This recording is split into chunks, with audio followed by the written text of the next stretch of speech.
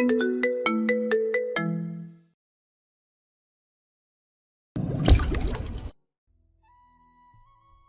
সাথে আমার প্রথম প্রেম ছিল প্রায় ২ বছর।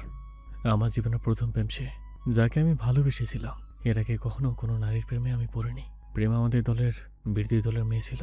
ওর আব্বা বিএনপির এক প্রবীণ নেতা, তবে রাজনীতির সাথে সরাসরি তখন যুক্ত ছিল না। তার সাথে আমার বা আমাদের পরিবারের কোনো শত্রুতা ছিল না। প্রেমাই নিজ থেকে আমাকে প্রপোজ করে। শুরুতে আমি পাত্তাই দিইনি, সবসময় এড়িয়ে যেতাম। আমার তখন এসব প্রেম ভালোবাসার প্রতি তেমন আগ্রহ ছিল না। আমি রাজনীতি নিয়ে মত্ত ছিলাম, তার উপর ছাত্রলীগের নেতা। চাচা এখানে ওখানে পাঠাতো, আমাকে এখানে এখানে দৌড়ি করতে হতো। প্রেম করার সময় কই আমার। চাচা এর মধ্যে আমাকে একবার চট্টগ্রামে পাঠায় এক সভায়। সেই সভায় বক্তৃতা দেওয়ার সময় আমার উপর গুলি ছোড়া হয়, আর গুলিটা এসে লাগে আমার বাঁ হাতে। হসপিটালে ভর্তি ছিলাম 2 দিন। 2 দিন পর ঢাকায় ফিরি, আর ফিরেই জানতে পারি 2টো দিন প্রেমা পাগলের মতো কেঁদেছে। বারবার ইব্রাহিমকে জিজ্ঞাসা করছে আমি কেমন আছি। প্রেমাকে যেন একটু নিয়ে যায় চট্টগ্রাম। রাস্তায় আমাকে দেখা মাত্রই উন্মাদের মতো এসে দৌড়ে জড়িয়ে ধরে আর কাঁদতে থাকে। আমি হতবিহ্বল হয়ে যাই। প্রেমা কেঁদে কেঁদে বলছিল, ইব্রাহিম ভাইয়াকে কত করে বললাম আমাকে একটু নিয়ে যেতে আপনার কাছে, কিন্তু নিয়ে গেল না। এই 2টো দিন আমার কিভাবে কেটেছে জানেন? পাগল পাগল লাগছিল। আপনার কিছু হয়ে গেলে বোধহয় সত্যি সত্যি পাগল হয়ে যেতাম। একটু সাবধানে থাকতে পারেন না? রাস্তায় লোকজন তাকিয়ে তাকিয়ে দেখছিল আমাদের। আমি প্রেমাকে নিজে থেকে জোরে ওই প্রথম পূর্ণ দৃষ্টি দিয়ে খুঁটিয়ে খুঁটিয়ে দেখলাম সেদিন। গায়ের রং দুধ ফর্সা, পাতলা গরনের শরীর।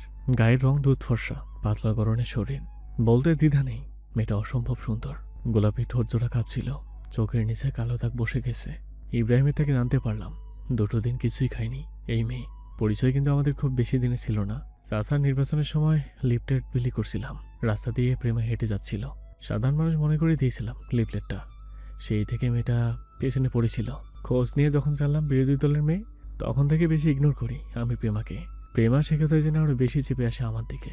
বিরোধী দলের লোকের সাথে আমাদের কথা বলাটা যেখানে ঘোর অপরাধের সমান, সেখানে বিরোধী দলের মেয়েকে ভালোবাসা ইম্পসিবল। চাচা আবার সতর্ক করে দিয়েছিল, হয়তো আমাদের ফাঁসানোর নতুন কোনো ফোন দিয়ে একটা। আমারও তাই মনে হতো, তাহলে এতবার মানা করার পরেও কেন এই মেয়ে আমার পেছনে পড়ে থাকবে। তবে সেদিন মায়া হলো, খারাপও লাগলো। মেয়েটা আমার গুলিবিদ্ধ হওয়ার খবর শুনে এমন পাগলামি করেছে বলে আর একটু ভালো করে খোঁজ খবর নিয়ে জানলাম ওর আব্বার সাথে ওর ভালো সম্পর্ক না। ওর আব্বা প্রায় অত্যাচার করে ওর আর আমার ওপর। আমার সহানুভূতি জাগলো। তবে প্রেমা তার এই পারিবারিক কথাগুলো কখনো আমার নিজ থেকে জানায়নি। আমি নিজেই খোঁজ নিয়ে জানতাম। সেদিনের পর থেকে একটু একটু করে পাতা দিতে লাগলাম প্রেমাকে। সেই পাতা দেওয়াটাই যেন আমার কাল হয়ে দাঁড়ালো। পাত্তা দিতে দিতে এমন দিন এসে গেল, নেওয়াজ সুলেমান সুলতানের যে পৃথিবী, সবকিছু একদিকে আর ওই মেয়েটা চলে গেল আরেকদিকে। আমার সবকিছু যেন প্রেমময় হয়ে গেল। আমার সবকিছু তার দখলে চলে গেল। রাত জেগে কথা বলা, এখানে ওখানে দেখা করা, সময় পেলে ঘুরতে বের হওয়া, রাজনীতিতে মনোযোগ হারিয়ে ফেললাম। জানোই তো, সদ্য প্রেমে পড়লে মানুষ তখন আর নিজের ভেতরে থাকে না, কল্পনা জগতে চলে যায়। চাচার রাজনীতির ক্যারিয়ারে তখন দুর্দশা চলে আমার অনুপস্থিতিতে। চাচা কারণ জানতে চাইল, চাচাকে জানালাম। চাচা রাগারাগি করে চলে গেল সেদিন। জেনে শুনে কি করে নিজের পায়ে যে নিজেই কোড়াল মারছি। আমি মাঝখানে আবার রাজনীতি আর বিজনেসের দিকটা নিয়ে ভাবতে লাগলাম চাচার কথায়। আমাকে প্রায় সময় দেশের বাইরে যেতে হয় বিজনেসের জন্য। বছরে 6 মাসে কাটাতে হন দেশের বাইরে। কম যোগাযোগ হতো প্রেমার সাথে। ওর মুঠোফোনটা প্রায় বেশিরভাগ বন্ধ থাকতো। এর মধ্যে খবর পাই প্রেমার সাথে শেখর অসভ্যতামি করছে রাস্তায়। আমার মাথায় আগুন ধরে যায়। সেদিনই আমি প্রাইভেট জেট করে বাংলাদেশে এসে শেখরকে খুঁজে ভরা ক্যাম্পাসের সকলের সামনে কুত্তার মতো পিটিয়ে আদামরা করি। সবাই জানে প্রেমা সুলেমান সুলতানের প্রেমিকা। শেখরে কিভাবে অজানা থাকে এই কথা? আমি আর শেখর একই ব্যাচের স্টুডেন্ট, ঢাকা বিশ্ববিদ্যালয়ের। ওর সাথে আমার দা করলে সম্পর্কের মতো। প্রেমার অন্যা টেনে ধরেছিল, ওই হাত আমি ঝলছে লবণ আর মরিচের গুঁড়া লাগিয়ে দিয়েছিলাম। সেদিনের পরে আমি সিদ্ধান্ত নিয়েছিলাম বিয়ে করব। প্রেমাও রাজি হলো, চাচাকেও বললাম। চাচা প্রথমে রাগারাগি করলো, কিন্তু আমার সিদ্ধান্ত যখন টলাতে পারলো না, তখন সেও রাজি হলো। বিজনেসের জন্য ফের আমাকে 2 মাসের জন্য বাইরে যেতে হলো। আমি প্রেমাকে বললাম 2 মাস পর ফিরে বিয়ে করবো আমরা। যোগাযোগটা যেন কন্টিনিউ রাখে আমার সাথে। যাওয়ার আগে দিন সারাটা দিন প্রেমার সাথে কাটিয়েছি আমি। কত কি প্ল্যান করেছি, বিয়ের পর এটা করব ওটা করব, ওখানে যাব ওখানে যাব। আমি চলে আসলাম দেশের বাইরে। বিদেশে আসার পরেই প্রেমাকে আমি কল দিতে পারলাম। বিদেশে এসে আর প্রেমাকে আমি কল দিতে পারলাম না। ফোন বন্ধ থাকতো, আর তা না হলে ফোন বাজে তো বাজে, একাই কেটে যেত। আমার পাগল পাগল লাগতো তখন নিজেকে। হুট করে অভ্যাসে পরিণত হওয়া মানুষটা যদি এমন অনিমের মতো কাজ করে, তখন তো রাগ লাগবেই। এই 1 মাসে আমাদের কথা হলো না। এদিকে আমি আবার বাংলাদেশেও আসতে পারছিলাম না। উপায়ন্তর না পেয়ে আমি ইব্রাহিমকে ফোন দিয়ে বললাম প্রেমার কথা। ও যেন প্রেমাকে বলে আমায় একটু ফোন দিতে। কথা বলার জন্য মরিয়া হয়ে আছে আমি। ইব্রাহিম সেই 1 মাস প্রেমার দেখাই পেল না। বাড়িতে যেতে বললাম। ইব্রাহিম গেল প্রেমার বাড়িতে। প্রেমার সাথে কথা হলো। প্রেমা জানালো তার ফোন নষ্ট হয়ে গেছে, কাজ করছে না। তার আমার শরীরটা তেমন একটা ভালো না, সেজন্য কথা বলতে পারছে না। আমি সেটা শুনে তৎক্ষণাৎ একটা নতুন ফোন কিনে দিতে বলি। ইব্রাহিম ফোন কিনে দিল। আমি প্রেমাকে ফোন করে বললাম এবার যেন যোগাযোগ বন্ধ না করে। প্রেমার সাথে জিজ্ঞাসা করলো তুমি আসবে কবে সোলেমান? আমি বলেছিলাম এই তো আর কয়েকটা দিন, কাজ শেষ হলেই চলে আসবো। একটু তাড়াতাড়ি এসো, তোমার অপেক্ষা বড্ড পোড়ায় আমায়। তারপরে 5 দিন পর আকস্মিক খবর পাই প্রেমা বিয়ে করে ফেলেছে। এই 5 দিন আমি নিজ থেকে খবর নিতে পারিনি সেভাবে। প্রেমার ফোনে কল যাচ্ছিল না। ওর বিয়ের খবরটা আকস্মিক শুনে বিশ্বাস করো আমার পৃথিবীটা উলটপালট হয়ে গেছিল। মনে হচ্ছিল শ্বাস আটকে গেল। যেই মেয়ে আমাকে বিয়ে করার প্রতিশ্রুতি দিয়েছিল সেই মেয়ে কী করে অন্য কোথাও কী করে বিয়ে করলো। আমি ফের উন্মাদের মতো বাংলাদেশে আসি 10 কোটি টাকার একটা ডিল ছেড়ে। প্রেমাদের বাড়ি কুত্তার মতো ছুটে যাই। গিয়ে কি দেখি জানো, ওই ছলনাময়ী নারী ওই শেখরকে বিয়ে করেছে, যাকে ওর জন্য পিটিয়েছিলাম ভরা ক্যাম্পাসে। যেই ছেলে আমাদের জাত শত্রু তাকে। আমার রাগ ক্ষোভ যন্ত্রণা মিশিয়ে সব একা হয়ে গেল। জিজ্ঞাসা করলাম কেন এভাবে ঠকালে আমাকে? ভালো তো বাঁচতে চাইনি, জোর করে বাসালে। আর যখন ভালোবাসলাম তখন এমন প্রতারণা। তোমার আব্বা জোর করেনি? কিছু লুকিও না, আমায় বলো। 5 দিন আগেই তো কথা হলো আমাদের, তখন কিছু বললে না তো? বলো শুধু একবার, এই বিয়েতে তোমার মত ছিল না? ওই মেয়ে কী বলেছিল জানো? বললো আমার অনুপস্থিতি নাকি ওই শেখরের সাথে গভীর সম্পর্ক হয়ে যায়। আমি তাই ঠিকমতো সময় দিই না, বেশিরভাগ সময় দেশের বাইরে থাকি, তার একাকিত্ব লাগে। সেজন্যই ফোন বন্ধ পেত, ফোন রিসিভ করতো না। তখন একে অপরকে তারা ভালোবাসে ফেলে বুঝতেই পারেনি। আর বোঝা মাত্রই আমি ফেরার আগে তারা বিয়ে করে নিল, যাতে আমি জেনে যাওয়ার পর বাগড়া না দিতে পারি বিয়েতে। সেজন্য সিরিয়াসলি প্রেমা সব জেনে তো এসেছিল। ও তো জানতো আমাকে এখানে ওখানে ছুটোছুটি করতে হয়। আমি আমার সকল ব্যস্ততাকে সাইড করে রেখে ওর জন্য সময় বের করতাম। আমাকে প্রেমা বলতো সোলেমান আমি আর তোমাকে ভালোবাসি না, শেখরকে ভালোবাসি। আমি নিজ থেকে ওদের বিয়ে ডেকোরেশনের দায়িত্ব নিতাম। কিন্তু কিন্তু এই মেয়ে আমার সাথে প্রতারণা করলো। বিশ্বাসঘাতকদের আমি ঘৃণা করি। আমি বলেছিলাম আমাকে কোনোদিন ঠকিও না, ঠকালে কিন্তু যতটা না ভেঙে চুরে গড়ে যাব তার চেয়ে বেশি তোমার ক্ষতিকর হয়ে যাবে। আমার ঘৃণার পরিমাণ বাড়বে তোমাকে নিয়ে। এতবার সতর্ক করলাম, এই মেয়ে তারপর সেই কাজই করলো। আমি রাগ আর নিয়ন্ত্রণ করতে না পেরে প্রেমার গলা চেপে ধরি, অকথ্য ভাষায় গালিগালাজ করি। যার জন্য করলাম চুরি সেই কয় চোর। বললাম তোর মতো রাস্তার মেয়েকে আমার ভালোবাসা উচিত হয়নি। চাচার কথা শোনা উচিত ছিল আমার। রাস্তার মেয়েদের থেকে খারাপও তুই। তোকে আমি নিজ হাতে মেরে ফেলতে পারলে এই জ্বালা মিটত না। বাজারে মেয়ে একটা তুই। সুখ পাসনি না আমার কাছ থেকে, তাই না? যেই সুখের জন্য আমায় ঠকালি সেই সুখ তুই জীবনেই পাবি না। দেখিস সুখের জন্য কাতারাবি, অথচ সুখ পাবি না। তোর এই মুখটা নিয়ে কখনো আমার সামনে আসবি না। আসলে কসম আমি তোকে জ্যান্ত পুঁতে রাখবো। আজকের পর থেকে ঘৃণা করি আমি তোকে। এতদিন ভালোবাসা দেখেছিস, এবার দেখবি ঘৃণা। ভালোবাসা তো শেষ হয়ে গেল, কিন্তু ঘৃণা তো শেষ হবে না। আমার মৃত্যু ব্যতীত ঘৃণা নিয়ে তুই বাঁচবি, আমাকে ঠকানোর শাস্তি তুই পাবি। ইব্রাহিম এসে ছাড়িয়ে নিল প্রেমাকে। আমারই চোখের সামনে শেখর টেনে জড়িয়ে দিল প্রেমাকে, নিয়ে চলে গেল গাড়িতে করে। বউ হওয়ার কথা ছিল আমার, সেখানে বউ হলো অন্য কারো। শেখরের চোখে মুখে সেদিন সদ্য জয়ী হওয়া বিজয়ী হাসি আমি দেখেছি। আমি হেরে গেছি, আমাকে এই প্রথমবার হারতে পেরেছে। পৈশাচিক আনন্দ পাচ্ছিল। আমার ভেতরে জ্বর বইতে শুরু করলো। আমি আর থাকতে পারলাম না, প্রচণ্ড ঘৃণা লাগতে শুরু করলো।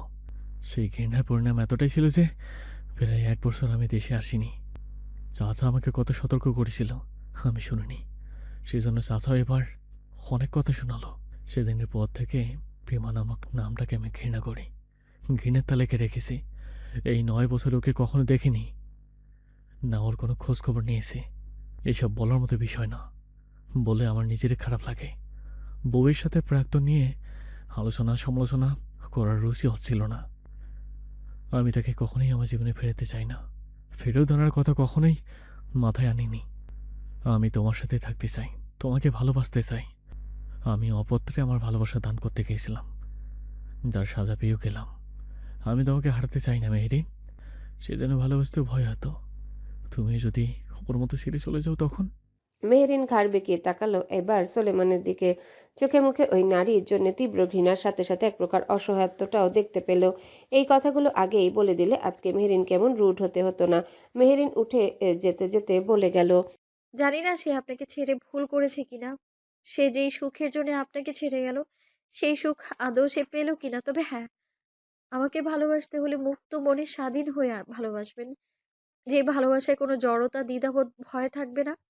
প্রাক্তন নিয়ে আমিও চাই না আমাদের মধ্যে তর্ক বিতর্কের জায়গা তৈরি হোক। আর যাকে আমি চিনি না, জানি না, তাকে নিয়ে কোনো কমপ্লিমেন্ট আমি দিতে পারি না। আপনার জীবনে এখন আমি আছি, তাই আমার সঠিক মূল্যায়ন করুন আপনি। আমার যা প্রাপ্য সেটা দিতে কুণ্ঠাবোধ করবেন না। আশা করছি আমি আমার পয়েন্ট অফ ভিউটা আপনাকে বোঝাতে পেরেছি। মেহেরিন গিয়ে শুয়ে পড়ল। সোলেমান তাকিয়ে রইল নির্নিমেষ মেহেরিনের দিকে। কিছুক্ষণ পর এলোমেলো পায়ে রুমে এসে লাইট নিভিয়ে দিয়ে শুয়ে পড়ল। যেই বুকে প্রতিদিন মেহেরিন এসে মাথা রাখে সেই বুকে আজ মাথা রাখল না। এক হাত দূরত্ব রেখে উল্টো পাশে মুখ করে ঘুমিয়েছে। সোলেমান মেহেরিনের পানে তাকিয়ে শুলো। এজওয়ান বিছানায় ঘুমিয়ে মাথার উপরে ঘুরতে থাকা সিলিং ফ্যানের দিকে তাকিয়ে আছে। তারা শুনেছে সোলেমান ভাই প্রেম করেছিল একবার। এজওয়ান ভাই হয়েও জানলো না একবার। দুঃখের ঠেলায় কচু গাছের সাথে ফাঁসি নিতে ইচ্ছা করলো। মাহি পাশ ফিরতে এজওয়ানকে এখনো জেগে থাকতে দেখে জিজ্ঞাসা করলো, ঘুমাচ্ছেন না কেন? কিছু একটা ভাবছি। কি? ভাবিগুলো কাঁদলো কিভাবে? কাদার মতোই তো বিষয়। এজওয়ান ব্ল্যাঙ্কেট দিয়ে মুখ ঢেকে বলল, ইস, আমার তো ওইকুলে বেটিটাও যদি এইভাবে কেঁদে কুটে চোখে জলে আমার বুকটাকে সমুদ্র বানিয়ে দিত, তাহলে মসজিদে সিন্নি দিতাম, রাস্তায় এতিম পোলাপানগো ফ্রিতে বাংলা মাল খাওয়াতাম। কিন্তু আফসোস, আমার কোনো এক্স নামক কালছাপ নেই। আর আমার তৈরি করলে বেটি আমার জন্য চোখ দিয়ে ফানে পড়ার মতো ওরম চোখও নাই। আপনার এক্স থাকলে সেটার কোলে আপনাকে আমি বসিয়ে রেখে আসতাম, জঞ্জাল সাফ হতো জীবন থেকে। এজওয়ান ঘাড় ঘুরিয়ে বলল, এই জঙ্গলকেও একদিন মিস করবা। মিস করার মতো কিছু করেছেন যে মিস করব? সারাদিন রাত চিপকিয়ে চিপকে থাকেন, সময় কই মিস করার? এজওয়ান এই কথা শুনে সাথে সাথে মাহির দিকে ঘুরে তাকালো। অদ্ভুত কিছু খোঁজার চেষ্টা করলো সেই দৃষ্টিতে। মাহি এজওয়ানকে এভাবে তাকাতে দেখে মুখ ঘুরিয়ে নিল। এজওয়ানের মুখে এক চিলতে হাসি ফুটে উঠল। মিস করার মতো কিছু করতে বলছো তাহলে? চেষ্টা করেই দেখুন, বাট গ্যারান্টি দিতে পারছি না যে মিস করব। অনিশ্চিত সম্ভাবনা নিয়েই আমি চেষ্টা করব। আমি জানি আমি জিতবো। রাতটা ভীষণ গভীর। বাজে হয়তো 1:45 কি 2টা। আলিবাড়িতে প্রেমা আর মহসিন আলী ছাড়া কেউ নেই। প্রেমা শুনেছে সামিরের হাতে কৃত্রিম হাত লাগানো হয়েছে, কিন্তু দেশে আসবে কবে সেটা জানায়নি। প্রেমার শরীরটাও খারাপ যায় আজকাল। কলেজেও আর যাওয়া হয়নি সেদিন। আগামীকাল যাবে। সোলেমান বউটাকে শেষবার দেখবে, না জানি আবার কবে বের হতে পারে বাড়ি থেকে। প্রেমা জানালার গা ঘেঁষে বসে আকাশের দিকে তাকালো। আবার কবে দেখতে পাবে ওদের প্রেমা? কি সুন্দর মানিয়েছে ওদের দুজনকে। চোখ জুড়িয়ে যায় দেখলে। কাল কি দেখার সৌভাগ্য হবে ওদের কি জানি। প্রেমা স্মিত হাসলো, বিড়বিড় করে বলে উঠল, এই পৃথিবীতে আমি কিছুই পেলাম না। আল্লাহর কাছে দীর্ঘ আয়ু চেয়েছিলাম, সুখ চাইতে হয়তো ভুলে গিয়েছিলাম। সেজন্যই দেখো, দীর্ঘ আয়ু দিয়ে সুখ দেখা দেয়নি। অথচ ওই দীর্ঘ আয়ু আমি তোমার সাথে থাকার জন্য চেয়েছিলাম। আমার না পাওয়ার পাল্লা কত ভারী জানো? এই যে তোমাকে পেলাম না, বাবার ভালোবাসা পেলাম না, মায়ের ভালোবাসা ক্ষণস্থায়ী হলো, আমি হলাম কারো দাবার চাল। সে তোমাকে হারানোর যন্ত্রণা আমায় বিয়ে করলো, কখনো স্ত্রীর মর্যাদা দিল না, ভালো মুখিয়ে জীবনে কথা বলল না। আমার গর্ভ ছিঁড়ে দুটো সন্তানকে মেরে ফেলা হলো। এত কিছুর পরেও যে বেঁচে আছি, এটাই কি অনেক না? শেষবার দেখছিলাম তোমায় কবে মনে আছে? বিয়ের দিন কবুল বলার আগ মুহূর্ত আমি অপেক্ষায় ছিলাম। আমার সোলেমান আসবে, আমাকে নিয়ে যাবে। কিন্তু আমার সোলেমান আসলো না। মরুভূমিতে তৃষ্ণায় কাতরানো এক পথিকের মতো আমি তোমার অপেক্ষায় ছিলাম। তুমি আসলে না সোলেমান, তুমি আসলে না। তোমার অপেক্ষায় থাকতে থাকতে আমি অন্য কারো হয়ে গেলাম। তোমার বউকে কখনো কষ্ট দিও না সুলেমান। আমি তো প্রেমিকা ছিলাম, তাই কষ্ট সয়ে গেছি। মেহেরিন তো বউ, বউরা কষ্ট পাওয়ার অধিকার রাখে না। তোমরা সুখী হও অনেক, আমার নজর যেন না লাগে কখনো। কাল কি তোমরা আসবে? আমি কি দেখতে পাবো শেষবার? এসো বউ নিয়ে, একটু দূর থেকে দেখবো। সকালের খাবার বানিয়ে শ্বশুরকে খাইয়ে দাইয়ে শ্বশুর বাড়ি থেকে বের হলে তারপর প্রেমা বের হয় কলেজের জন্য। আজও বাড়ির গাড়ি করে এসেছে। কলেজে যাওয়ার পর মাঠ দিয়ে চোখ বুলাতে বুলাতে প্রেমা গেল অফিস রুমের দিকে। মেহেরিন নেই। প্রিন্সিপালের সাথে কথা বলল আধা ঘন্টার মতো প্রেমা। সামিরকে তারা আর রাখবে না, কলেজে যেন না আসে। আর তার স্বামী শ্বশুর যেন জোর না করে তাকে সামিরের জন্যে। তার হাতে কিছু নেই। সোলেমান চায় না সামিরই কলেজে থাকুক। সোলেমানের নাম শুনে চমকালো প্রেমা। সোলেমান চাইবে না কেন? স্বামী কি করেছে? সোলেমানের ওয়াইফের সাথে মিসবিহেভিয়ার করেছে। টিচার প্যানেল থেকে সিদ্ধান্ত নেওয়া হয়েছে স্বামীরকে আর রাখা হবে না এই কলেজে। প্রিন্সিপাল সামিরের সকল কাগজপত্র দিয়ে দিল প্রেমাকে। প্রেমা কাগজপত্রগুলো খুলে দেখলো সামিরের রেজিস্ট্রেশন কার্ড, অ্যাডমিট কার্ড, এসএসসির। প্রেমা সেগুলো সাইড ব্যাগে নিয়ে বের হলো অফিস কক্ষ থেকে। মেহেরিন আজ দুটো ক্লাস করে আর কোনো ক্লাস করেনি। মাঠের এক প্রান্ত দিয়ে হেঁটে যাচ্ছিল। সোলেমান আসেনি, সকালে পৌঁছে দিয়ে গেছে। আজ সোলেমানের ক্লাস নেই কলেজে। তাদের মধ্যে প্রয়োজন ব্যতীত কথাবার্তা খুব কম হচ্ছে। মেহেরিন ফোনে সময় দেখে নিল। কলেজ ছুটি হতে অনেক দেরি, এখনো ভালো লাগছে না। হুট করে কাউকে পাশ কাটিয়ে পড়ে যেতে দেখে ডান হাতটা বাড়ি দিয়ে হাতটা ধরলো চেপে। প্রেমা পড়ে যেতে যেতেও বেঁচে গেল। সাবধানে, এখনই তো পড়ে যেতেন।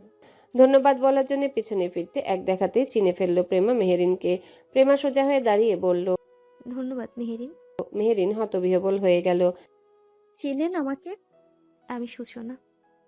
মেহেরিন মনে করার চেষ্টা করলো, মনে পড়তে মৃদু হেসে বলল। চিনতে পেরেছি। ক্লাস না করে বাইরে যে? এমনি সবসময় তো ক্লাসই করি, আজ একটু ফাঁকি দিলাম। তা আপনি কলেজে যে? সেদিন কথা বলতে পারিনি প্রিন্সিপালের সাথে, আজ এসেছিলাম। ভাবতে পাইনি আজও দেখা হয়ে যাবে তোমার সাথে। আমিও ভাবতে পারিনি আপনার সাথে দ্বিতীয়বার দেখা হবে আমার। কেমন আছেন আপনি? আলহামদুলিল্লাহ ভালো। তোমার স্বামী এসেছে? বাসায় চলে যাচ্ছ? না, ওনার তো আজ ক্লাস নেই কলেজে, সেজন্যই আসেনি। উনি শিক্ষকতা করছে। হুম। আপনার বাসা কোথায়? 2 দিন কথা হলো অথচ জিজ্ঞেস করা হয়নি। ধানমন্ডি শ্বশুর বাড়ি। বাসায় যাওয়ার পথে পড়ে সামনে। মেহেরিন। হাঁটতে হাঁটতে গেট অব্দি আসলো দুজনে। বলুন। একটু নিকাবটা সরাবে মুখের সামনে থেকে? একটু দেখবো তোমায়। আর যদি কখনো দেখা না হয় তাহলে তোমাকে না দেখার আফসোস হবে ভীষণ। মেহেরিন এই কথা শুনে চমকালো। আমাকে দেখতে চাচ্ছেন কেন? এমনি পরিচয় হলো, অথচ মুখ দেখতে না পেলে আফসোস হবে না? মেহেরিন মুখের সামনে থেকে নিকাবটা সরালো। প্রেমা আবিষ্কার করলো এক অসম্ভব সুন্দরী রূপবতী একটা মিষ্টি চেহারা মুখ থেকে বেরিয়ে আসলো। মাশাআল্লাহ, তুমি খুব সুন্দর মেহেরিন। নিঃসন্দেহে আল্লাহ তোমাকে নিখুঁতভাবে সৃষ্টি করেছে। মেহেরিন নিকাব টেনে দিল। আল্লাহর সৃষ্টি সবই সুন্দর আপু। তারপরও তোমার ক্ষেত্রে বিশেষ ছাড় আছে তার। যেমন? নাই বলি, তোমার জীবনে কোনো দুঃখ না আসুক। আপনি 2 দিনের 2 দিনই আমার জন্য এমন প্রার্থনা করলেন। আপনার জীবনে কি অনেক দুঃখ? দুঃখ ছাড়া মানুষ হয়? তা হয় না। কারো জীবনে কম তো কারো জীবনে বেশি। নিঃসন্দেহে সেই বেশিদের তুলনায় আমি। মেহেরিন ঘুরে তাকালো প্রেমার দিকে। এত দুঃখ কিসের আপনার? আমায় বলতে পারেন অসুবিধা না থাকলে। আমার সবচেয়ে বড় দুঃখ হলো আমার কেউ নেই। আমি ভীষণ অভাগী একটা মেয়ে মেহেরিন। এতটাই অভাগী যে আমি যদি মরেও যাই আমার জন্য দুফোঁটা জল ফেলার মতো কেউ নেই। মেহেরিনের বড্ড মায়া হলো এ কথা শুনে। ইস কিভাবে বলছে তার কেউ নেই। আপনার আব্বু আম্মু নেই? আপনি না বিবাহিত, স্বামী সন্তান নেই? সন্তানের কথা শুনে বুকটা হু হু করে কেঁদে উঠল প্রেমার। আমার কবরের পাশে বসার মতোও কেউ নেই। মা নেই, আমার সন্তানেরাও নেই। আমার বাপ থাকতো না থাকার মতো। আর স্বামী, তাকে স্বামী বলতেও ঘৃণা করে। ঘৃণা কেন করেন? অমানুষ যে, অমানুষদের তো মানুষ ঘৃণাই করে। মেহেরিন রাস্তার দুপাশ দেখে বলল। ক্যাফেতে বসি আমরা। দাঁড়িয়ে দাঁড়িয়ে কথা বলাটা ভালো দেখাচ্ছে না। তোমার সময় হবে? কেন নয়, ওনার আসতেও দেরি আছে। মনটাও ভালো নেই আজ। আপনার সাথে কথা বলে একটু ভালো লাগছে। আপনাকে জানার আগ্রহ হচ্ছে আমার। মেহেরিন আর প্রেমা একটা ক্যাফে সর্বশেষ টেবিলে বসলো। প্রেমা জানতে চাইল। তোমার মন খারাপ কেন? আমি বলতে পারো।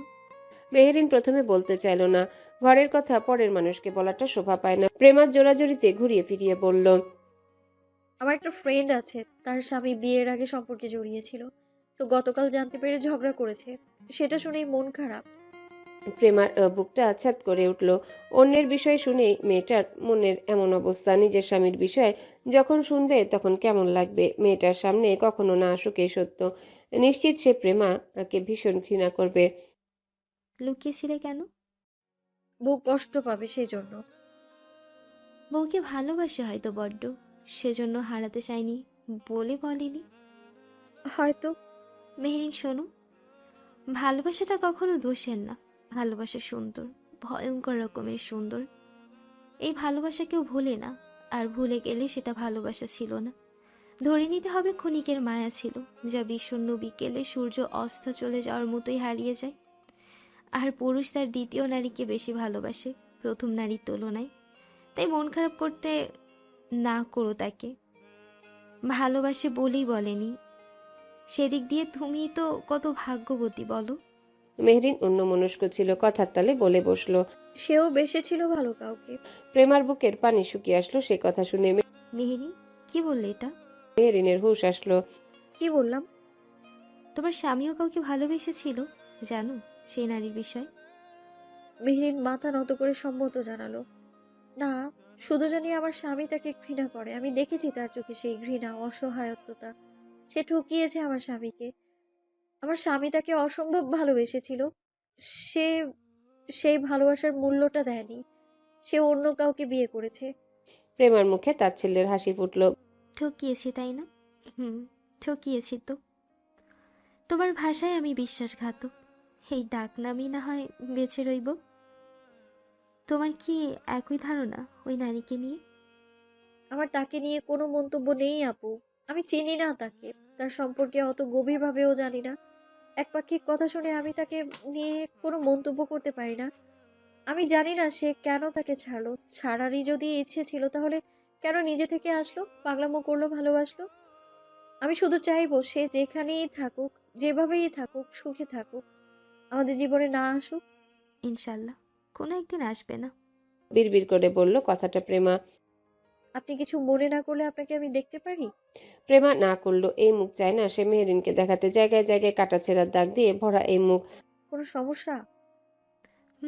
অ্যালার্জি উঠে ভরে গেছে মুখটা। আপনার স্বামী খারাপ বললেন তখন জেনে শুনে বিয়ে করেছিলেন? সে অনেক কাহিনী বোন। ভালোবেসেছিলাম একজনকে, অথচ সংসার করছি আরেকজনের সাথে। আপনিও বেসেছিলেন ভালো কাউকে? হুম তাকে ভালোবাসার সময়টা খুব দীর্ঘ ছিল। স্বামীকে ভালোবাসার চেষ্টা করেননি কখনো?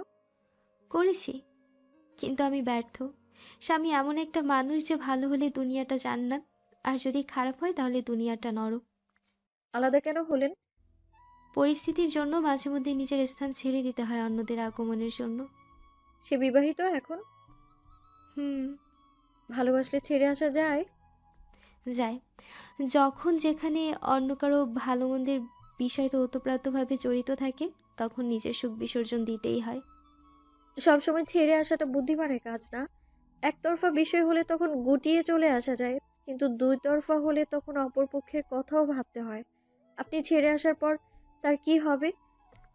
অল্প বয়স ছিল তখন বুঝিনি, বুঝলে নিশ্চয়ই নিজের জায়গাটা ছাড়তাম না। আজ তার পাশে আমি থাকতাম। দেখা হয় তার সাথে? উহুম, সম্পর্ক হলো কি করে আপনাদের? ভার্সিটির সিনিয়র ছিল। প্রথমে তাকে আমি 1 বছর একতরফা ভালোবেসেছি, আর 5 বছর জানিয়ে। সেই 5 বছর ছিল আমার কাছে পৃথিবীর শ্রেষ্ঠতম বছর। পৃথিবীর সবচেয়ে সুখী নারী তখন আমি ছিলাম বোধহয়। সে আমাকে একটুও কষ্ট পেতে দিত না জানো, সবসময় আগলে রাখতো। আমার ব্যথায় ব্যথিত হতো। কখনো বাবার ভালোবাসা পাইনি। ওই মানুষটাই তখন আমার সব কিছু ছিল। তার জীবনের পুরোটা জুড়ে শুধু আমিই ছিলাম। কেউ কারোর সাথে কথা না বলে থাকতে পারতাম না। দুজন দুজনকে এত ভালোবাসার পরও দেখো, আজ আমরা আলাদা। সে অন্য কারো স্বামী, আর আমি অন্য কারো সহধর্মিণী। অবশ্য আমি নিজ থেকেই তাকে ছেড়েছি। আপনার তাকে ছেড়ে দেওয়া উচিত হয়নি আপু। আপনি যে আফসোস করছেন, সেও নিশ্চয়ই এভাবে আফসোস করে। তোমার মতো মিষ্টি মেয়েদের পেতে হলে যে আমাদের মতো মানুষদের ছেড়ে দিতেই হয়। আমি জানি সে আফসোস করে না আমাকে হারিয়ে আমার মতো। কারণ তার তোমার মতো একটা সুন্দর বউ আছে। আর তোমার মতো বউ যাদের আছে তারা কি আর প্রাক্তনকে ভেবে আফসোস করে? অবশ্য তার বউ ভীষণ ভাগ্যবতী তোমার মতো। আমি না চাইলে এমন চমৎকার পুরুষকে পেত কি করে? মেহরিন 2 মগ কফি অর্ডার দিল। এর মধ্যে টুকটাক কথা হলো মেহরিনের পরিবারকে নিয়ে। মোতালেব ভুঁইয়া, সানজিদা বেগম, সেরিন সকলের কথা শুনে মুগ্ধ হলো। কি সুন্দর বাবা মা। মেহরিনের বাবা অন্তঃপ্রাণ। তার বাবাটাও যদি এমন হতো তাহলে সেদিন বিনা চিকিৎসায় তার মাটাকে মরতে হতো না। অমানুষ বাপের মতো অমানুষ স্বামী পেয়েছে। কফিটা শেষ হতে হতে সোলেমানের ফোন আসলো। কলেজের বাইরে দাঁড়িয়ে আছে সে। মেহরিন কেন আসছে না? মেহরিন জানালো, আসছি, অপেক্ষা করুন। মেহরিন বিলটা পে করে প্রেমার দিকে তাকিয়ে পড়ল।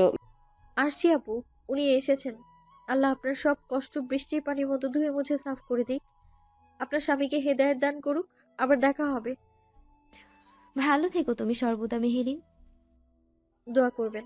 আল্লাহ হাফেজ। মেহরিন চলে গেল। প্রেমা ঠায় বসে রইল। তার বড্ড মেহরিন হতে ইচ্ছে করছে। ইস, মেহরিন কত সুখী। একটুখানি সুখের লোভে প্রেমা কাতর হয়ে আছে। মেহরিন দোয়া চাইল।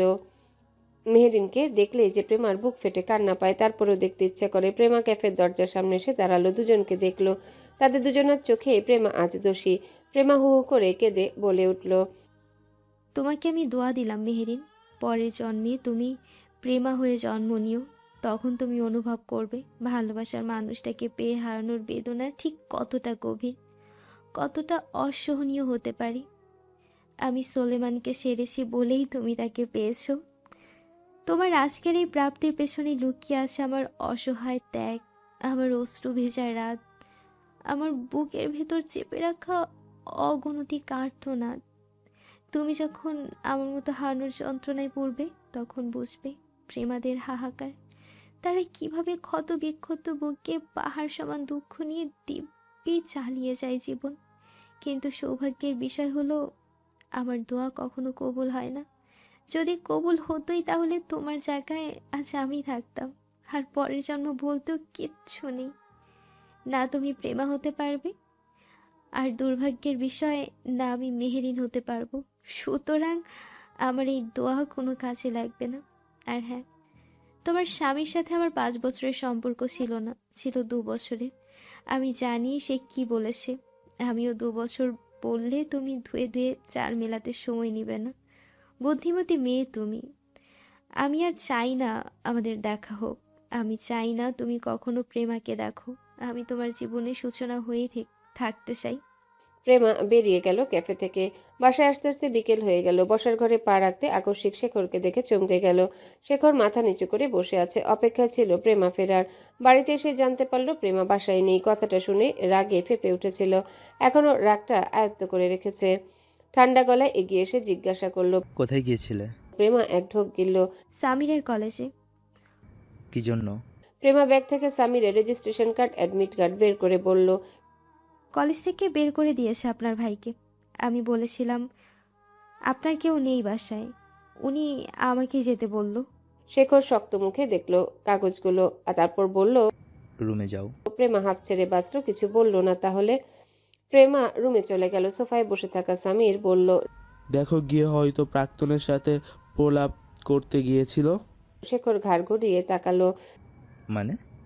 সোলেমান ওই কলেজের টিচার, ওর বউ আমার ক্লাসেই পড়ে। ওর বউয়ের লাইগায় আমার হাতে এই অবস্থা। ওই সোলেমান আর ওই জাউরার ভাই এনজাওয়েন করেছে আমার সাথে এইগুলা। শেখর হাতের কাগজগুলো ছুঁড়ে ফেলে দিল। সাথে সাথে আগামীকালই সভা। এই দুটোর শেষ দিন আগামীকালই। শেখর পকেট থেকে ফোনটা বের করে বলল, কাজ কত দূর? রাতের শেষ হবে। এখনো শেষ হয়নি? না, মধ্যরাতে করা হবে। সিকিউরিটি প্যানেল সিস্টেমটা ভীষণ হার্ড। তাড়াতাড়ি করা চাই। ওই জানোয়াররা যদি কোনোভাবে কাল বেঁচে যায় তাহলে কিন্তু আমার বাঁচা অসম্ভব। একদম শেষ হয়ে যায় যেন রমনার মাটিতেই। অনেক দাপট দেখিয়ে বেড়াচ্ছে। সোলেমানকে হারাতে পারলে ঢাকা 8-এ রাজত্ব করতে পারবো আমরা। ওর জন্যই পাচ্ছি না। চলে আসো, রামনায় কাল দুজন মিলে দেখব লাইভ। রাত আনুমানিক 2টার কাছাকাছি। বাহিরে তখন ঘন কুয়াশায় আচ্ছাদিত রাজধানী। রাস্তার কুকুরগুলো মাঝে মধ্যে ঢেকে উঠছে, হয়তো শীতে নয়তো অপরিচিত মানুষজনের পায়ের শব্দ শুনে। প্রেমার ঘুম ভাঙল আচমকা কুকুরের ডাকে। চোখ মেলে পাশ ফিরে তাকাতেই দেখলো শেখর নেই। কোথায় গেছে? নাকি রাতে আসেনি রুমে? আগেই ঘুমিয়ে পড়েছিল প্রেমা। কিন্তু শেখর রুমে আসলে তো প্রেমাকে না ডেকে চুপ থাকে না। তাহলে নিশ্চিত আসেনি রুমে। লাইব্রেরি রুমে বসে মদ গিলছে। প্রেমা তপ্ত শ্বাস ফেলল, তেষ্টাও পেল ভীষণ। টেবিল ল্যাম্পটা ডান বা হাত দিয়ে জ্বালিয়ে দেখলো বোতলে পানি রাখা হয়নি আজ। প্রেমা বিছানা ছেড়ে উঠে শরীরে চাদর জড়িয়ে রুম থেকে বের হলো, হাতে বোতল নিয়ে। সিঁড়ি বেয়ে নিচে এসে রান্নাঘর থেকে পানি নিয়ে রুমে যেতে নেবে এমন সময় লাইব্রেরির রুম থেকে শেখরের গলার আওয়াজ শুনতে পেল। কার সাথে কথা বলছে এভাবে রুড়োভাবে? প্রেমা এগিয়ে গেল। রুমে কি শ্বশুর আর দেব আছে নাকি? দরজা লাগানো ভেতর থেকে। প্রেমা দাঁড়িয়ে রইল দরজার বাহিরে। লাইব্রেরির মধ্যপ্রান্তে এক চেয়ারে বসে আছে শেখর। রুমটাকে লাইব্রেরি বলে ডাকা হলেও আদতে এখানে একটা বইয়ের ছিটে ফোটাও নেই। আছে কিছু চেয়ার, সোফা, ছোট ছোট কটা টি টেবিল। শেখরের ডান হাতে মদের গ্লাস আর অন্য হাতে ফোন, যেটা কানের সাথে ধরা। শেখর জিজ্ঞাসা করল। কাজটা হয়েছে? ওপাশ থেকে জবাব আসলো, হয়নি। সিকিউরিটি প্যানেল সিস্টেমটা আমার ভাবনার চাইতেও অনেক বেশি হার্ড। দু ভাই মিলে কড়া সিকিউরিটি প্যানেল বানিয়েছে। 1 সেকেন্ডের জন্যও সরছে না এরা, আর কাউকে ঢুকতেও দিচ্ছে না সবার আগে। সেজন্য মঞ্চে বোমাটা ফিট করতে পারেনি। কথাটা শুনে শেখরের রাগে মাথা ফেটে গেল বোধহয়। শেখর উত্তেজিত হয়ে বলল, এখন উপায় কি তাহলে? ওরা মরবে না বেঁচে থাকবে? না, বেঁচে থাকবে না। সরাসরি সবার উপস্থিত থেকে তারপর মারতে হবে। কি করে? ছদ্মবেশ ধারণ করে, কিছু লোক ভাড়া করে। আপনি আসবেন? না, আমরা গেলে সমস্যা। লোক দিয়েই করাও। ওরা যেন না বাঁচে। একদম পিষে মেরে ফেলা চাই। ওদের মারতে গিয়ে যদি সহ সবাইকে মারতেও হয়, তাহলে মেরে ফেলো সবাইকে। প্রেমা এতক্ষণ কান পেতে শুনছিল কথাগুলো। কাউকে মারার প্ল্যান করছে শুনে চমকে উঠল। কাকে মারার প্ল্যান করছে শেখর? কার সভা? পায়ের আওয়াজ পেতেই প্রেমা চলে গেল। শেখর রুম থেকে বেরিয়ে নিজের রুমে আসলো। বিছানায় প্রেমাকে উল্টে ঘুরে শুয়ে থাকতে দেখে একবার তাকিয়ে পাশে এসে শুয়ে পড়ল। প্রেমা চোখ মেলে তাকালো। মনের ভিতরে কত শত ভাবনা উকি দিচ্ছে। কাকে মারার জন্য প্ল্যান করলো এই নরপশুটা? শেখর প্রেমার জামা ভেদ করে উন্মুক্ত কোমরে হাত রাখতেই প্রেমা শেখরের দিকে ঘুরে বলল, কাকে মারার প্ল্যান করছেন আপনি? শেখর চমকে উঠল এই কথা শুনে। লুকিয়ে লুকিয়ে কথা শুনছিলে আমার? না, পানি আনতে গিয়েছিলাম, তখনই কানে এসেছে। কাকে মারতে যাচ্ছেন আপনি? তোমারে। তাহলে তো আলহামদুলিল্লাহ বলতে হচ্ছে। একদম শুকরিয়া আদায় করো। অবশ্যই। শেখর তার মুখটা প্রেমার কানের কাছে এনে ফিসফিস করে বলল, এত সহজে মারছি না তোমায় ডার্লিং। তবে যাকে মারবো তার ইফেক্ট অবশ্যই তোমার উপর এসে পড়বে। প্রেমার অন্তরাত্মা কেঁপে উঠল সে কথা শুনে। একটা নামই ভাবনায় আসলো, সোলেমান। সারা রাত ঘুম হলো না প্রেমার। ইচ্ছে ছিল আজ বাসা থেকে বের হবে, কিন্তু ও প্রেমাকে বের হতে দেওয়া হলো না।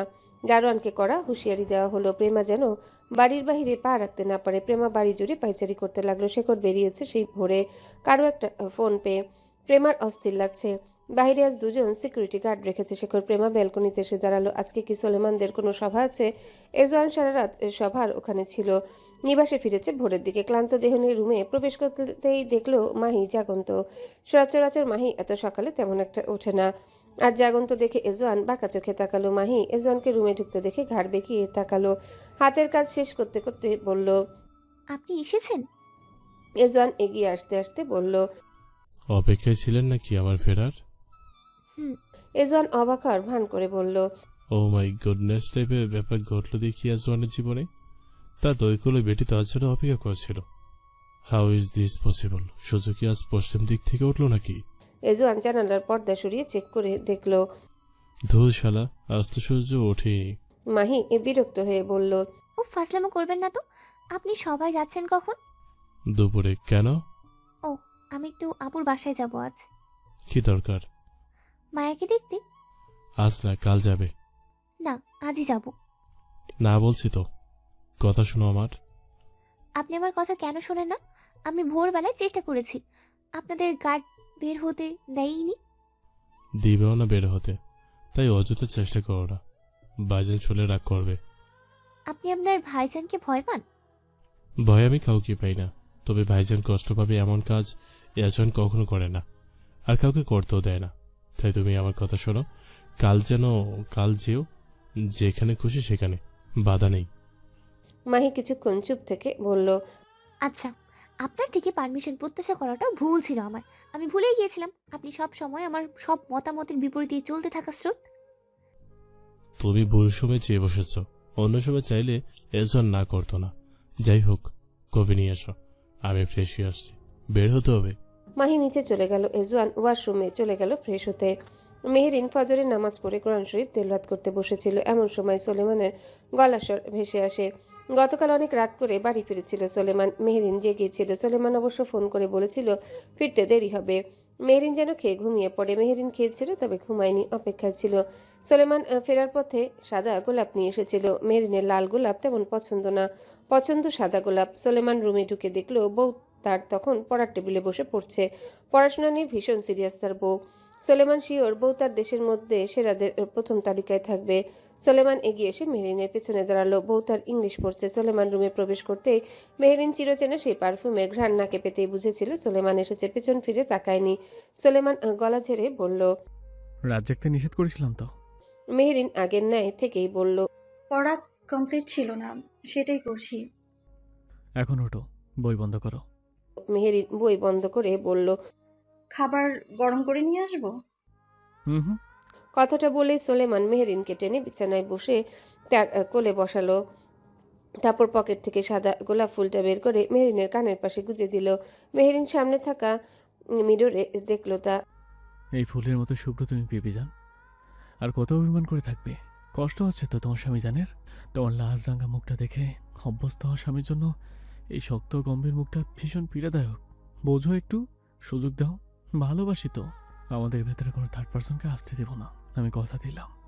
মেহরিন কোল থেকে উঠে গিয়ে কানের পাশে গুজে থাকা ফুলটার গায়ে হাত জড়িয়ে বলল, লাইট নিভিয়ে দিবেন, ঘুম পাচ্ছে ভীষণ, ফজরে উঠতে হবে আবার। মেহরিন গিয়ে শুয়ে পড়ল। সোলেমান আহত চোখে তাকালো। সে তার আগে মেহরিনকে ফিরে পেতে চায়। এমন মেহরিন বড্ড কঠিন। কিছুক্ষণ সেভাবে বসে থেকে তারপর উঠে লাইট নিভিয়ে শুয়ে পড়ে। সোলেমান ফের ডাকলো মেহরিনকে। মেহরিন আয়াতটা শেষ করে কোরআন শরীফটা উঠিয়ে রেখে রুমে আসলো।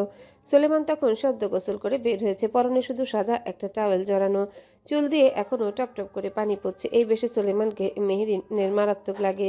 দেখলেই কেমন হার্টবিট ফাস্ট হয়ে যায়। মেহরিন চোখ সরিয়ে নিল। সোলেমান আয়নার সামনে দাঁড়িয়ে বলল, পাঞ্জাবিটা বের করে দাও। মেহরিন এগিয়ে গেল আলমারির কাছে। আলমারির পাল্লা খুলল। আলমারির অর্ধেকের বেশি অংশ জুড়ে সোলেমানের জামা কাপড়। লোকটা হয়তো এক পোশাক দ্বিতীয়বার খুব কমই পরে। মেহরিন জিজ্ঞাসা করলো, কোন কালার বের করব? সাদা বের করো। মেহরিন সাদা পাজামা পাঞ্জাবি বের করে দিল। সোলেমান সেটা নিয়ে পড়ল। পড়া শেষে হাতে ঘড়ি পড়তে লাগলো সোলেমান। মেহরিন খেয়াল করলো চুল দিয়ে এখনো পানি পড়ছে। মেহরিন তপ্ত শ্বাস ফেললো।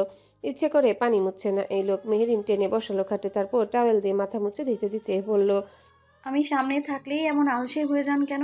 গোসল শেষে চুল আমাকেই মুছে দিতে হবে? সোলেমান ছোট্ট করে জবাব দিল। হুম। মেহরিন চুলগুলো সেট করে দিল। এতদিনে জেনে শিখে গেছে সোলেমানের সব। সোলেমান আয়নায় দেখলো নিজেকে। পাক্কা রাজনীতিবিদ লুক। এই লুকেও সোলেমানকে দারুণ লাগে। ব্যাটা দেখছি অলরাউন্ডার। পরিস্থিতির উপর নির্ভর করে যেই লুক নেয় সেই লুকই পারফেক্টলি মিলে যায়।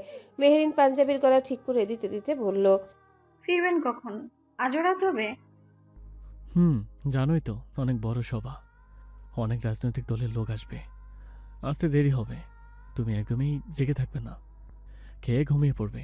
দরকার হলে ফিরে আমি ডেকে উঠাবো, মনে থাকবে? মনে থাকবে না হয়তো। শুনুন, জনকল্যাণের জন্য কাজ করছেন, সেই জনগণের জন্য কখনো হুমকি স্বরূপ হয়ে উঠবেন না। তারা আপনার দিকেই তাকিয়ে থাকে। এতগুলো মুখ, এতগুলো আশা, নিরাশ করবেন না কখনো। নিশ্চিন্তে থাকতে পারো, আমার এলাকার জনগণের জন্য সোলেমান কখনো হুমকিস্বরূপ হয় না। তার এলাকা জনগণ ভালো মন্দ তার কাছে সবার আগে, আর জনগণ সেটা জানে, সেজন্য তারা আমাকে নির্বাচিত করে। সোলেমানের থেকে টক্কর দিয়ে এই ৮ আসনে এসে দাঁড়ালে কখনো জয়ী হতে পারবে না। তার সময় শ্রম নির্বাচন সবে বৃথা হয়ে যাবে। এই জিনিসটাই ধরে রাখবেন নিজের মধ্যে। অনেক রাজনীতি করা লোক শুনেছি অবৈধ পথ অনুসরণ করে টিকে থাকে, খুন খারাপি করে, গরিব দুস্থ লোকদের টাকা পয়সা ধন দৌলত নিয়ে কেড়ে নেয়। আমি চাই আমার স্বামী একজন আদর্শবান নেতা হোক, নিষ্ঠাবান হোক, সে জনগণের হোক, তার জনগণ যেন সব সময় তাকে মনে রাখে। সৎ লোক বেশি দিন রাজনীতিতে টেকে না বিবিজান। সরকারের সব হেতে হ্যাঁ আর নাতে না মেলাতে হয়, এদের গুমখুন করে দেওয়া হয়।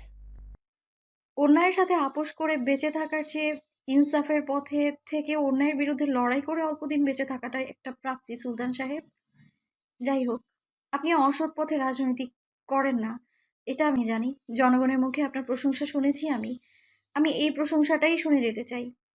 জানি না কতদিন থাকতে পারবো এইভাবে টিকে রাজনীতিতে, তবে আশ্বস্ত করছি আমার জনগণের কল্যাণ, তাদের ভালো মন্দ আগেও আমার কাছে সব কিছুর আগে ছিল, আর এখনও আছে, ভবিষ্যতেও থাকবে।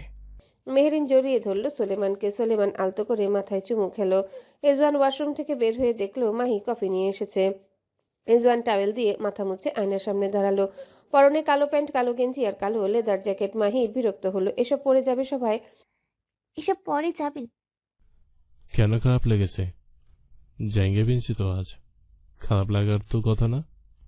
মাহির চোখ মুখ কুচকে আসলো। এসব পরে যাবেন সবাই? আপনার ভাইজানকে গিয়ে দেখে আসুন কি সুন্দর করে পরিপাটি হয়েছে। কি পড়েছে ভাইজান? পাঞ্জাবি শুভ্র কালারের, কি সুন্দর লাগছে। আপনি পরতে পারেন না পাঞ্জাবি? আজকে অন্তত পরেন। কি ব্যাপার বলো তো তরিকুল বেটি, আছে তো বউ বউ বিহেভিয়ার করছো, ডাল মে কুছ কালা হে। ভালো কথাটাকেও আপনি কিভাবে খারাপের দিকে নিয়ে যান? আমি ভালোর জন্যই তো বললাম, পরিবেশের সাথে ড্রেস আপের একটা ব্যাপার আছে না? দুঃখিত, পরিবেশের সাথে খাপ খেয়ে চলা ছেলে এজওয়ান না, আর ওসব সুশীল পোশাক পরতে পারবো না, বিকজ এম নট এ সুশীল লোক। ভাইজান সুশীল, সেজন্য পাঞ্জাবি পরে। আপনি সুশীল হতে পারেন না? না, সুশীলগিরি এজনের সাথে যায় না। যাই হোক, প্যান প্যান করিও না, তোমার এমন বিহেভিয়ার আমি অভ্যস্ত না। মনে হয় কিছু ফান দিয়া টেস্ট। আপনার সাথে কথাই নেই আমার। কফির মগ দাও। সুশীলগিরির কথা শুনিয়ে শুনিয়ে আমার কফি ঠান্ডা করে দিচ্ছ। মাহি এগিয়ে দিল। এজওয়ান কফি খেতে খেতে বলল, মাহি, আমি কিন্তু ওয়ান করে দিচ্ছি, বাড়ির বাইরে বের হবে না তুমি।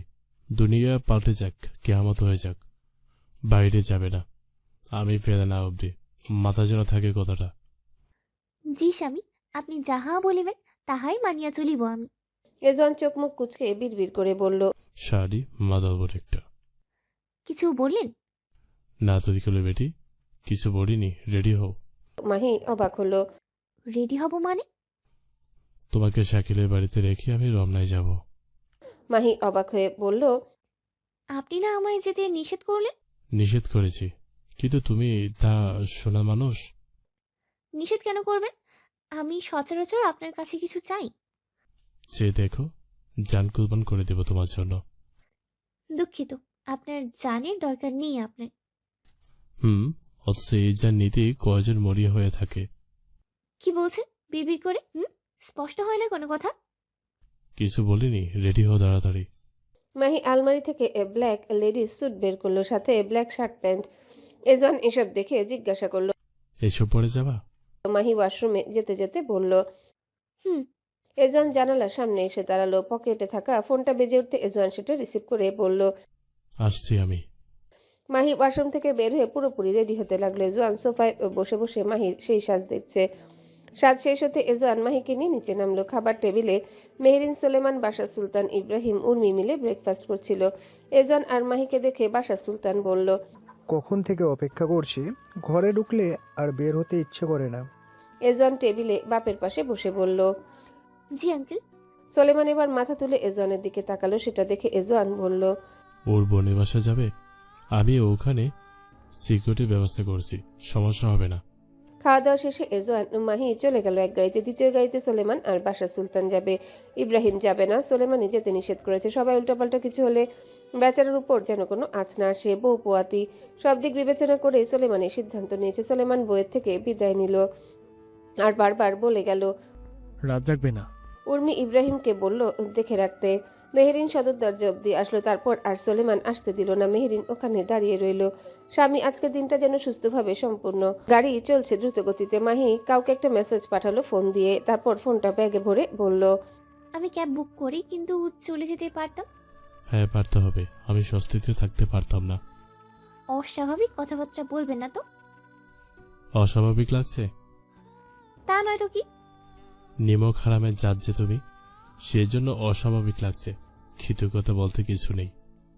থ্যাঙ্কস স্যার, কৃতজ্ঞতা প্রকাশ করছি আপনার কাছে। আমার কৃতজ্ঞতা গ্রহণ করে বাধিত করুন। পাটা বাড়িয়ে দেই? পা ধরে জানাতে হবে? না। তাহলে কি জন্য? এজন বিড়বিড় করে বলল, লাথি দিয়ে চলন্ত গাড়ি থেকে ফেলে দেওয়ার জন্য। আবার বিড়বিড় করছেন? না, বিড়বিড় করছি না। আমাদের বিয়ের বয়স কত জানো? 1.5 বছর হলো বোধ হয়।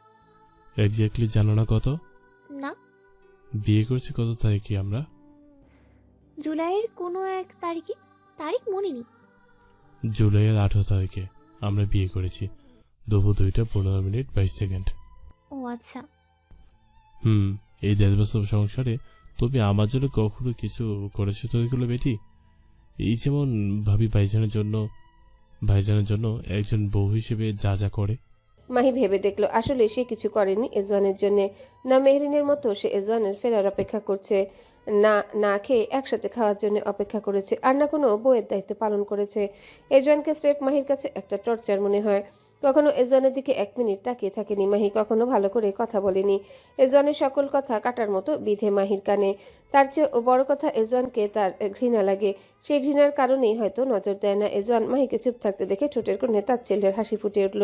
স্টিয়ারিং ঘুরাতে ঘুরাতে এজওয়ান বলল, কিছু করোনি তুমি আমার জন্য, একটা সেকেন্ডের জন্য না। আমি তোমার চোখে একজন ঘৃণিত ব্যক্তি। অবশ্যই কাজটা এমন করেছি যে ঘৃণা করা যায়। এখন আমারও সোহমের মতো বলতে ইচ্ছে করছে, এই 1.5 বছর সংসারে তোমার আমার প্রেম আমি আজও বুঝিনি। এই চোখে চাওয়াতে প্রেম আজও দেখিনি। দূরে তবু দূরে সরে থাকতে পারিনি।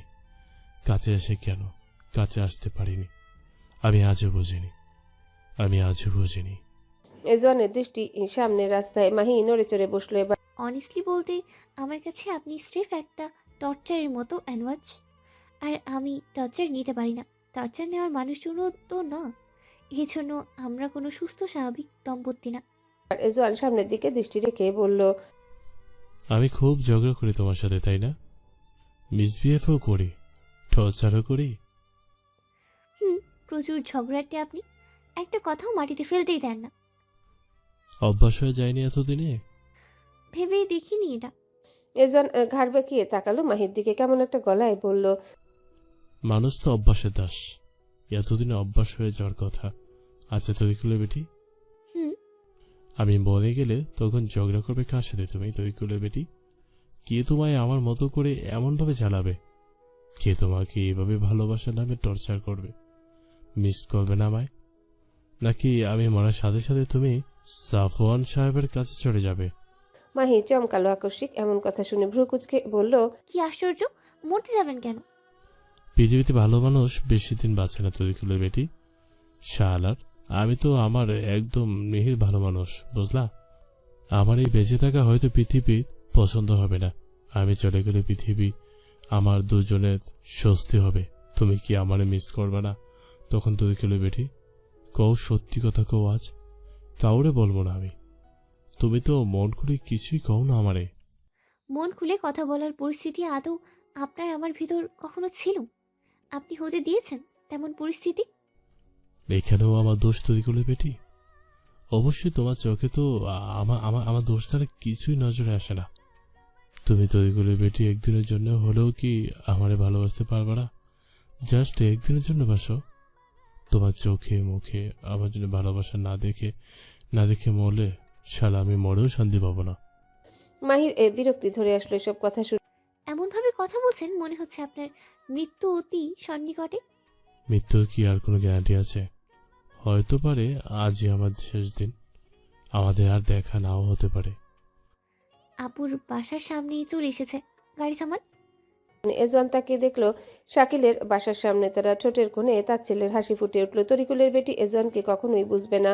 মাহি গাড়ি থেকে নেমে চলে গেল ভিতরে। একটাবারও ফিরে তাকালো না পেছনের দিকে। মাহি চলে যেতে এজওয়ান দীর্ঘ একটা শ্বাস ফেলে পকেট থেকে ফোনটা বের করে কাউকে ফোন দিয়ে বলল, মাহি যেন খবরদার বাসা থেকে বের হতে না পারে। বাড়ির চারদিকে কড়া নজরদারি থাকবে যেন। আমার কানে যদি খবর আসে মাহির বাড়ির বাইরে এসেছে, তাহলে ভয়ঙ্কর কিছু হবে বলে রাখলাম।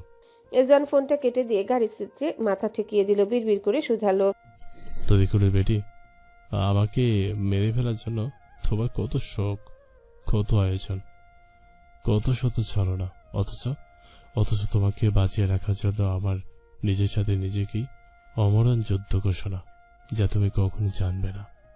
রমনা আজ মানুষের সমাগমে ভরে উঠেছে। ৮ আসনের সবাই হয়তো চলে এসেছে। এজওয়ান এখনো আসেনি।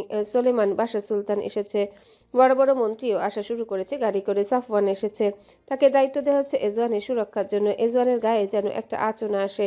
এদিকে সেই লোক কোথায় কে জানে। ডিজেএফআই থেকেও সিক্রেট টিম পাঠানো হয়েছে যারা সিভিল ড্রেসে, কিন্তু এ যে অনুপস্থিত। সিক্রেট টিমের একজন ডিজেএফআই প্রধানকে ফোন করে বলল, আজ কি এসেছে? আমাদের সাথে কন্ট্যাক্ট করেনি? আসবে কি সে এভাবে সবার সামনে? ফোনে জানালো তো সে আসছে না। আসলে তোমরা তো তার আশায় বসে থাকো না। সে আসলে তার মতো করে সে থাকবে, তোমাদের সাথে কন্ট্যাক্ট করবে না। ঠিক আছে। কথাটা বলে রেখে দিল। বিরক্ত ধরে গেছে। কে এই যে এ তো ঢং কেন সামনে আসতে? যত সব, তারা কি সামনে থেকে কাজ করছে না? মাহি শাকিলদের বাড়িতে ঢুকতেই দেখলো তার বোন এক গাদা জামা কাপড় ভিজিয়েছে, সাথে রাতের জন্য রান্নার ব্যবস্থাও করেছে। মায়াটা কোলে। মাহি সেটা দেখে মায়াকে কোলে নিয়ে বলল, এই কি অবস্থা আপু? মেট কোথায়? একা কাজ করছো, মায়াকে রান্নাঘরে নিয়ে যে। মোহনা চুলায় ডাউল বাগার দিতে দিতে বলল, আর বলিস না, মেয়েড আসেনি। আসবে না তাহলে ফোন করে জানাবে না? আমি 2 বালতি কাপড় ভিজিয়ে রেখেছি জানিস। সকালে কোনো রকমে হালকা পাতলা নাস্তা খাইয়ে পাঠিয়েছি তোর ভাইয়াকে। তুই এসেছিস, ভালো হয়েছে। একটু মায়াকে সামলা, আমি তাড়াহুড়ো করে কাজগুলো সেরে ফেলি, কেমন? তাড়াতাড়ি করো, আমি এক জায়গায় যাব। কোথায় যাবি? কাজ আছে একটু, তুমি তাড়াতাড়ি কাজ শেষ করো, আমি মায়াকে দেখছি ততক্ষণ। দেরি করো না, আমাকে কিন্তু বের হতে হবে 4টার দিকে। মোহনা ঘড়িতে সময় দেখলো বাজে এখন 3:30। আধা ঘন্টায় তো তার কাজ শেষ হবে না। তারপরও বলল, ঠিক আছে, এখন যা। মাহি মায়াকে কোলে নিয়ে রুমে আসলো। কতক্ষণ রুমে থেকে ব্যালকনিতে গিয়ে দাঁড়াতেই দেখলো বাড়ির সামনে কিছু অপরিচিত কালো স্যুট বুট পরা লোক দাঁড়িয়েছে। কারা এরা? ইজনের লোক রেখেছে বাড়ির সামনে, যাতে মাহি এখান থেকেও বের হতে না পারে। পাগল লোক একটা। মাহি হাত ঘড়িতে সময় দেখলো 4টা বেজে গেছে। মাহি নিচে আসলো। বোনের কাজ এখনো শেষ হয়নি। মাহি তাড়া দিয়ে বলল, হয়নি আপু? না রে। আর কতক্ষণ? 4টা বেশি বেজে গেছে। তোর খুব তাড়া থাকলে তুই চলে যেতে পারিস মাহি। মায়াকে ফ্লোরে বসিয়ে রেখে যা। মাহির খারাপ লাগলো। তার বোন এক হাতে সামলাতে হিমশিম খেয়ে যাচ্ছে। মাহি সোফায় বসলো। পকেট থেকে ফোন বের করে কাউকে মেসেজ পাঠিয়ে দিয়ে বলল, আমি আসতে পারবো না, আপনারা করুন কাজটা ঠিক মতো, দেখে শুনে পা ফেলবেন। মাহি মায়াকে নিয়ে খেলতে লাগলো। মোহনা রান্নাবান্না শেষ করে ওয়াশিং মেশিনে ফটাফট করে জামা কাপড়গুলো ধুয়ে শুকাতে দেয়। তখন সন্ধ্যার আজান দিল। মোহনা ছাদে জামা কাপড়গুলো শুকিয়ে দিয়ে বোনের পাশে এসে বসলো ক্লান্ত শরীর নিয়ে। মাহি তখনও মায়াতে মশগুল। মাহি কী সব বলছে আর মায়া হেসে উঠছে। সে হাসি দেখে মাহিও হাসছে। মোহনা বলল, এবার তোর একটা বাচ্চা হোক। মাহি এই কথা শুনতে পেতেই বলল, না। কি না? বাচ্চা চাই না আমি। কেন? এমনি।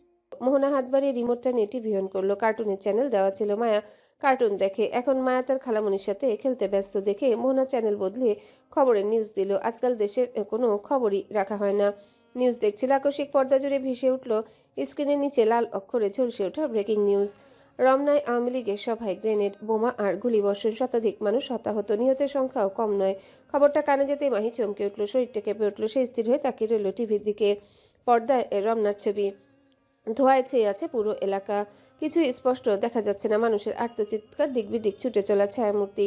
হঠাৎ দূরে একজন লোককে দেখা গেল, হাতে বন্দুক। কাউকে লক্ষ্য করে তাক করে আছে। ধোঁয়াটা একটু হালকা হতে মাহির বুকের ভিতরটা ছিঁড়ে গেল। ওই যে সাফওয়ান! স্পষ্ট দেখা যাচ্ছে বন্দুকের নলটা ঠিক তার দিকেই তাক করা। সাফওয়ানকে মারার জন্য ওই লোক বন্দুক তাক করেছে। মুহূর্তের মধ্যে মাহির পৃথিবীটা ভেঙে চুরমার হয়ে গেল। শ্বাস নিতে ভুলে গেল সে। আর পরের দৃশ্য দেখার সাহস হলো না। কাপা হাতে মায়াকে মোহনার কোলে তুলে দিয়ে কাউকে ফোন করতে করতে পাগলের মতো ঘর থেকে বেরিয়ে গেল। মোহনা হতভম্ব হয়ে তাকিয়ে রইল। বোন কেমন উন্মাদের মতো ছুটে যেতে দেখে মায়াকে কোলে নিয়ে উঠে দাঁড়ালো। ঠিক তখনই টিভির শব্দ কানে এসে আছড়ে পড়ল। সিআইডি অফিসার সাফওয়ান মির্জাকে বাঁচাতে গিয়ে গুলিবদ্ধ হয়েছে ঢাকা ৮ আসনের এমপি নওয়াজ সোলেমান সুলতানের ছোট ভাই নওয়াজ সুলতান। অবস্থা আশঙ্কাজনক। প্রচুর রক্তক্ষরণ হয়েছে। গুলিটি বুক বরাবর বিদ্ধ হয়েছে। তাকে ঢাকা মেডিকেল হসপিটাল কলেজে জরুরি বিভাগে ভর্তি করা হয়েছে। বাঁচা মরার সম্ভাবনা এখনো অনিশ্চিত। মোহনা তাকে দেখলো। ওই তো ভিডিওতে স্পষ্ট দেখা যাচ্ছে গুলিটা গিয়ে বিঁধল এজওয়ানের বুকে। ঘটনাটা বিকেল 5টার দিকে ঘটেছে। এখন বাজে 7:30। ঢাকা মেডিকেলে জরুরি বিভাগটা এখন যুদ্ধক্ষেত্রের মতো অবস্থায়। স্ট্রেচার একের পর এক আহত মৃত লাশ ঢুকছে। সবকিছুই ঠিকঠাক ছিল। সবার চারিপাশটা কড়া পর্যবেক্ষণের আওতায় ছিল। সাফওয়ান অপেক্ষা ছিল এজওয়ানের গাড়িটা আসতে সাফওয়ান এগিয়ে গিয়েছিল। এজওয়ান গাড়ি থেকে নেমে একবার সাফওয়ানের দিকে তাকে লম্বা করে টেনে সালাম দিয়ে বলল, ভালো আছেন? সাফওয়ান প্রফেশনালি ভাবে জবাব দিল। জি স্যার। এজওয়ান তা শুনে বলল, স্যার ডাকছেন? নিজেকে ভিআইপি মনে হচ্ছে, চলুন ভিতরে। সোলেমান বাশা সুলতান সহ আরো বেশ কিছু নেতারা স্টেজের প্রথম সারিতে বসেছিল। এজওয়ানকে দেখা মাত্রই সোলেমান ইশারায় কাছে আসতে বলল। এজওয়ান গিয়ে বসলো। এত দেরি হলো কেন? গাড়ি স্লো চালাচ্ছিলাম, সেজন্য। বাশার সুলতান উঠে মাইক্রোফোনের কাছে গেল। দলের হয়ে অনেক কথাবার্তা বলল, সাথে বিরোধী দলদেরও টেনে এনে অনেক কথা বলল। সাথে এও ঘোষণা দিল যে তার একমাত্র ছেলে এজওয়ান সুলতান রাজনীতিতে যুক্ত হতে যাচ্ছে। নেক্সট নির্বাচনে ঢাকা 9 আসনের হয়ে লড়বে।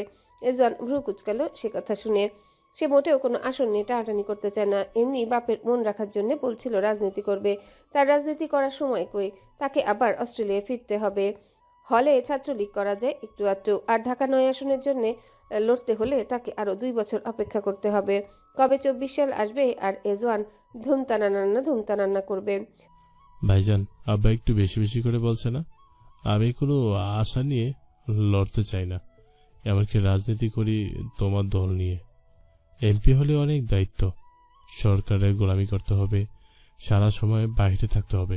বউকে সময় দিতে পারবো না তখন, আর বউকে সময় না দিলে বউ ভেঙে যায়। সোলেমান বাঁকা চোখে তাকালো। এইভাবে তাকাও কেন ভাইজান? চাচা ডাকছে তোকে, যা। এজওয়ান আর কিছু না বলে উঠে দাঁড়ালো। চারিপাশে এক অদ্ভুত কৌতূহল, সবাই মুখিয়ে আছে বাশা সুলতানের ছেলেকে দেখার জন্য। অনেকেই জানতোই না বাশা সুলতানের কোনো ছেলে আছে। আজ হঠাৎ খবরটা ছড়িয়ে পড়ায় পুরো সভাস্থল জুড়ে এক ধরনের চাপা উত্তেজনা। সব চোখ গিয়ে আটকে গেল কালো লেদার জ্যাকেট পরা লম্বা স্মার্ট এক যুবকের দিকে।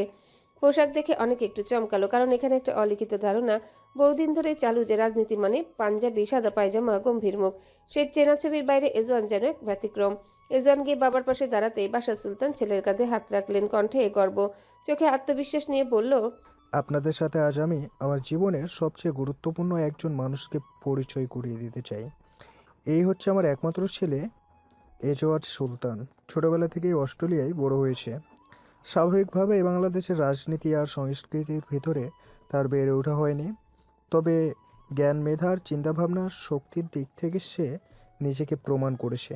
মেলবোর্নে বিশ্ববিদ্যালয়ে পিএইচডি করেছে এবং সে বিশ্ববিদ্যালয়ের একজন টপ স্টুডেন্ট। আমি বিশ্বাস করি ইনশাল্লাহ রাজনীতিতে আসলে সে দায়িত্বশীলতা, সততা আর ক্ষমতায় নিজেকে প্রমাণ করবে। আপনাদের বিশ্বাসযোগ্য একজন প্রতিনিধি হয়ে উঠবে, ঠিক যেমনটা আপনারা পেয়েছেন আমার ভাইস্তা সুলাইমান সুলতানের মাঝে। করতালিতে সভাস্থল মুখর হয়ে উঠল। বাশা সুলতান ছেলেকে মাইকের সামনে টেনে নিলেন। এজওয়ান সামনে তাকালো। চোখের সামনে মানুষের ঢল, কোথাও কোনো ফাঁকা জায়গা নেই। সাধারণ মানুষ, কর্মী, বয়স্ক মুখ, তরুণ চোখ, সবাই তাকিয়ে আছে তার দিকে। সে হালকা করে গলা খাকারি দিল, আসসালামু আলাইকুম। আশা করি আপনারা সবাই ভালো আছেন। আছেন তো ভালো? মুহূর্তে চারিদিক থেকে সবাই একসাথে গর্জে উঠল। হ্যাঁ, ভালো আছি। এজওয়ান মাথা নেড়ে মৃদু হাসলো। মাইকের আর একটু কাছে ঝুঁকে দাঁড়িয়ে বলল, আপনাদের এই শক্ত কণ্ঠ প্রমাণ করে এই দেশে মানুষ কখনো আশা ছাড়েনি। আমি জানি আপনাদের অনেকের মনেই প্রশ্ন আছে, বিদেশে বড় হয়ে একজন ছেলে কি করে এই দেশে বাস্তবতা বুঝবে, গ্রাম, গলি, খেটে খাওয়া মানুষের কষ্ট কি করে চিনবে। আমি আপনাদের সামনে দাঁড়িয়ে সেই প্রশ্ন এড়িয়ে যেতে চাই না, বরং সোজা সাপটা বদলতে চাই। আমি সব জানি না, কিন্তু আমি শিখতে জানি, শুনতে রাজি, এবং সবচেয়ে বড় কথা, ভুল করলে তা স্বীকার করার সাহস রাখি। সভাস্থল নিস্তব্ধ। মানুষ মন দিয়ে শুনছে এজওয়ানের কথা। আজ রাজনীতির সবচেয়ে বেশি যেটা হারিয়েছে সেটা হলো জবাবদিহিতা। ক্ষমতায় গিয়ে আমরা কথা ভুলে যাই।